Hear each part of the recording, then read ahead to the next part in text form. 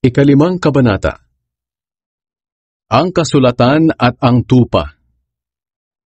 Pagkatapos nito, nakita ko ang nakarolyong kasulatan na hawak-hawak ng nakaupo sa trono sa kanang kamay niya. May nakasulat sa magkabilang panig nito, at may 7 selyo para hindi mabuksan. At nakita ko ang isang makapangyarihang anghel na sumisigaw, "Sino ang karapat-dapat na magtanggal ng mga selyo at nang mabuksan ang kasulatang ito?" Pero walang isa man sa langit, sa lupa, o sa ilalim ng lupa na makapagbukas ng kasulatan upang mabasa ang nakasulat doon.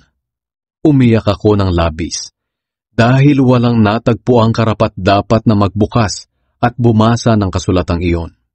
Sinabi sa akin ng isa sa mga namumuno, "Huwag kang umiyak, dahil si Jesus na tinaguri ang leon mula sa lahi ni Juda, ang anak ni David, ay nagtagumpay, at karapat-dapat siyang magtanggal ng 7 selyo upang mabuksan ng kasulatan."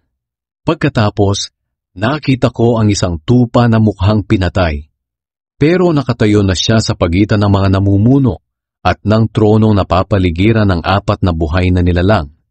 Mayroon itong 7 sungay at 7 mata, na siyang 7 espiritu ng Diyos na isinugo sa lahat ng lugar sa mundo.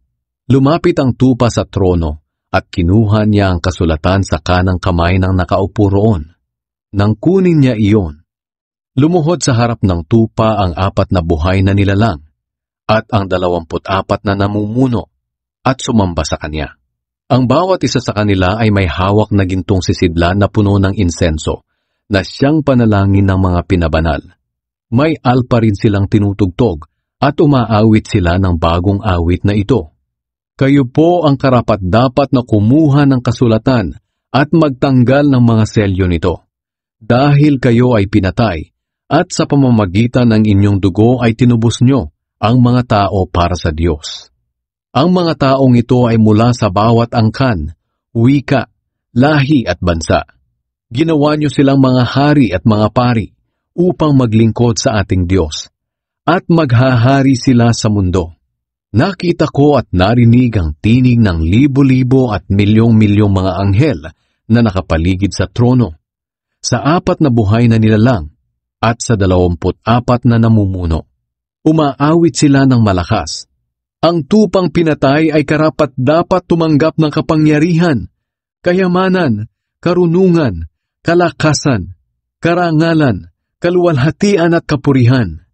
At narinig ko ang lahat ng nilalang sa langit, sa lupa, sa ilalim ng lupa, at sa dagat na umaawit, "Ibigay sa nakaupo sa trono at sa tupa ang kapurihan, kaluwalhatian, karangalan, at kapangyarihan magpakailanman." Sumagot ang 4 na buhay na nilalang, "Amen."